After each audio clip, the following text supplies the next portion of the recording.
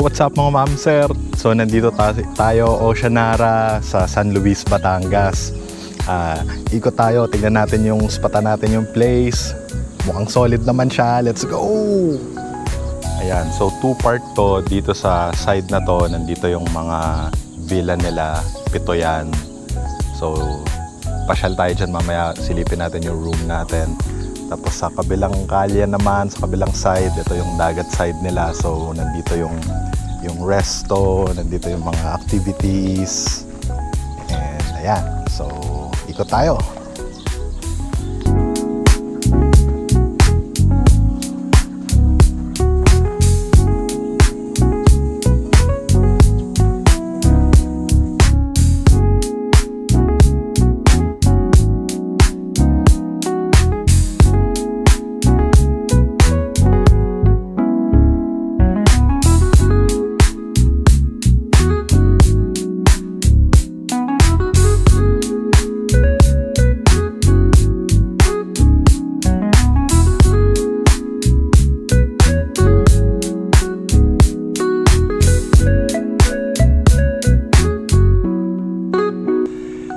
Hello, what's up mga ma'am sir? So pasyal tayo dun sa villa namin. Tignan natin kung ano itsura sa loob. Let's go!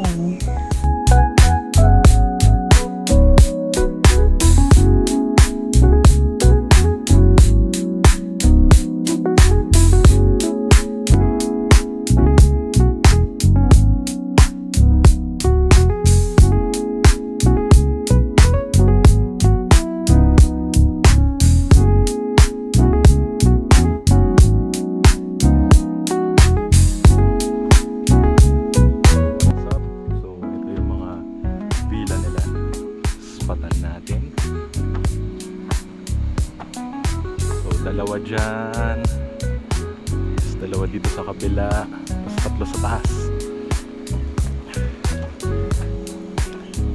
Ito magkatabi. Yan. Yan. Meron din pool, maliit. Yan. Tapos dyan tayo. Number 7.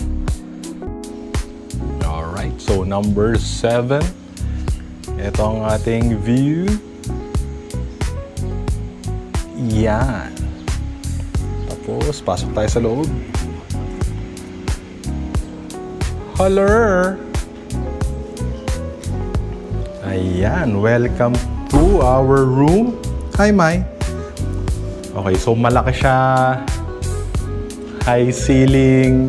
Tapos, ayun, nung nalaman na lang may birthday celebrant, yan, sinetap nila yan. So, astig. Mga simple, pero astig. Yan. Tapos, yan.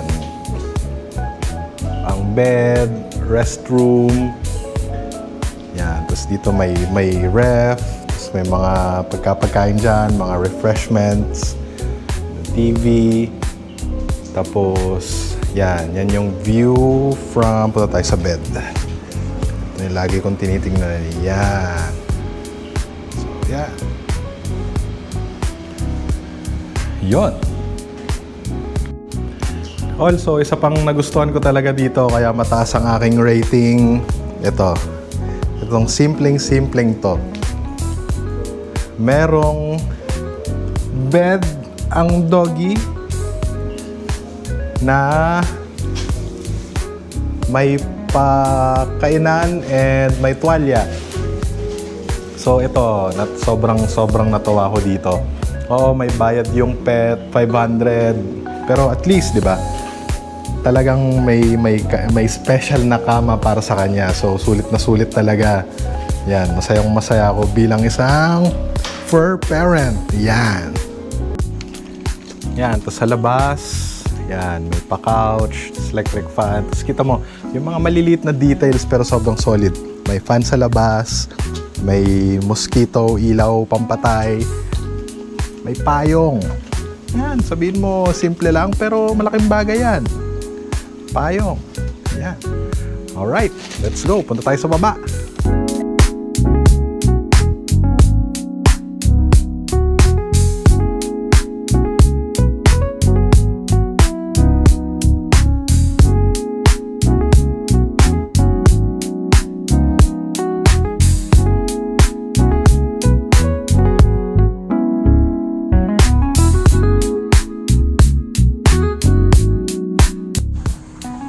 Hello. Sarap naman breakfast. Ocean view. Hi, Mai. Hi, Daddy. Lalaro tayong pech-pech, Mai?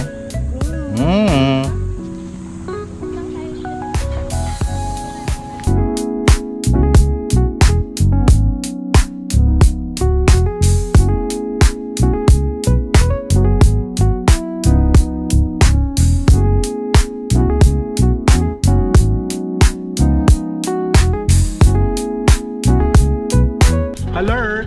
Ligpo Island muna tayo, tapos punta tayo sa Fish Sanctuary. Pakain tayo ng mga isda doon. Tignan natin kung anong mga klaseng isda ang meron. And sana magpakita si Mahiwagang Pawikan. Yan. Tapos solo natin yung boat. Wala tayong ibang kasama para super special. Okay? So let's go, Ligpo!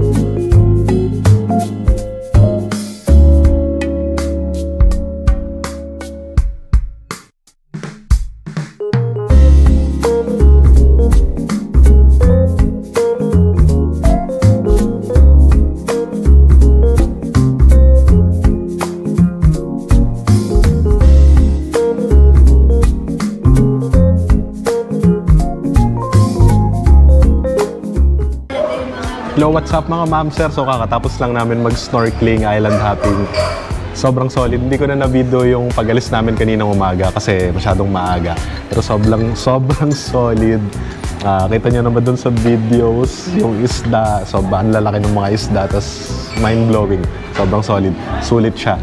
And yun. So, makabalik na kami. Kain muna. Say hi, say hi. Say hi! Yan. So, breakfast muna kami. Tapos, tignan natin kung anong pwede natin tripin mamaya. Alright, kita-kits. Bye-bye! Hi! Happy Mother's Day for Mami! Happy birthday, Mom! Mai, sabi ni Mami. Sabi ni Mami. Happy birthday, Mom!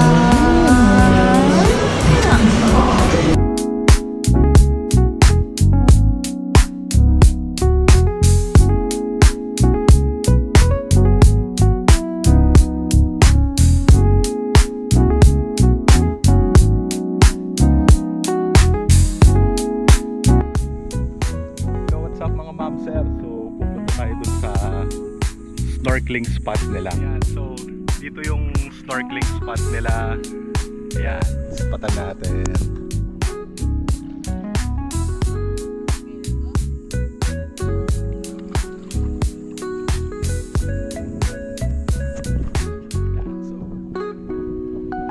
Let's dive in. Yeah.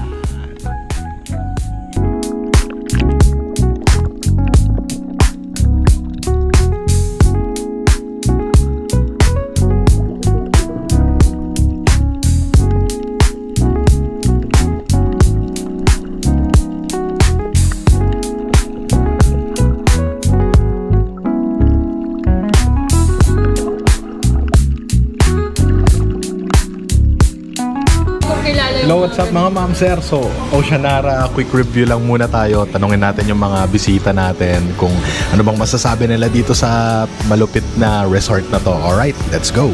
It's a perfect place, no? All-in-one combination of hospitality, comfort, and functionality, not only to family and friends, but also to more and for parents. Yeah! Maraming salamat. Thank you. Boy. Ikaw ma'am, ano masasabi mo? Hello, good afternoon. Hello, what's up? Ako, what I like in this resort is not just, hindi mo kailangan mag-avail ng room nila for the overnight. Also, may mga nakita akong families and they welcome those na nagdi-day tour. So, very good yung mga ganung services ng isang resort. So, today is a Mother's Day and thank you so much, Oceanara. Thank you for the hospitality. Ayan, maraming salamat. Hi! Say hello po. Ayun, hello. We're here at Oceanara, and what I like about this resort is number one, yung view from our room, ocean view, yung nakuha naming room. So, and spacious din, and malinis. And second of all, gusto ko yung mga extra services nila. Like, nung first day namin, birthday ni husband, and nabanggit namin, tapos meron agad-agad nag-decorate sila ng room namin ng happy birthday, so na-surprise si husband. Second, yung Mother's Day. Yan. So, meron silang pa-Mother's Day special. And being a fur mom, eto, yung price ko from Oceanara. Ayan. So, may mga papayong din sila. So, yun, yung mga extra services. Ayan. And maraming recreational activities like snorkeling, island hopping. So, try nyo din. I highly recommend this place, especially if you have fur baby. Ayan. Bye! Ayun, so yun yung mga review nung kasama natin dito sa Oceanara. So, para sa akin, unang-una, malinis, maganda, maayos. Minimalist yung design pero sobrang solid. Spacious yung halos lahat, yung room, yung ito, yung restaurant nila, sobrang solid. And then second, yung staff, hands down yung staff, sobrang maasikaso. Lahat na kailangan mo bibigay nila. Kung kailangan mo ng yun nga, ng payong, ng tsinelas, ng kahit ano, agad-agad gagawin nila. So sobrang solid. Pati yung mga request mo sa food, sa tour, yung mga island hopping na yan, sa setup na nila yon. Tapos ayun, isa pang yung pinaka gusto ko dito sa Oceanara, ito yung first resort na napuntahan ko na sobrang binavalue nila yung mga pets. So may, alam mo yun, parang yung ibang pinupuntahan namin, may bayad yung mga pet, like siguro between 500 to 1.5 per pet. Pero magbabayad ka lang, tapos wala na, bayad ka lang. Dito 500 yung, babe, tama ba? 500 yung pet dito. Okay, so 500 pesos. Tapos pagdating mo sa room, nakasetup talaga, may bed yung pet mo, may kutsyon, may kainan, tapos may tuwalya pa. So yun, simpleng-simple lang yun, pero at least alam ng mga tao na hindi ginagamit yung magkaiba yung tuwalya ng tao sa aso kasi may designated sila. So yun, mga maliit na bagay pero para sa aking fur parent, sobrang solid ng mga ganong quality. Bihirang-bihira. So kung may kasama kang mga doggies or kung anong pet mo, sobrang solid dito yan. Yun, highly recommended. Tapos when it comes dun sa yun, nag-snorkeling kasi kami kanina, grabe yung may mga ibang part hindi ganun kagrabe yung mga nakita naming isda kanina. Sobrang dami, sobrang lalaki, tas mind-blowing. Solid experience. Yun, food, solid food. Yung scenery, sobrang solid din ng scenery. So definitely kung magkaroon ulit ng pagkakataon, babalik kami dito. Sobrang solid. Ayan, so ayun, kita-kits ulit next time. Kung saan tayo pupunta, hindi ko alam kung saan ang susunod na trip natin, pero samahan nyo na lang kami ulit. Maraming salamat. Bob!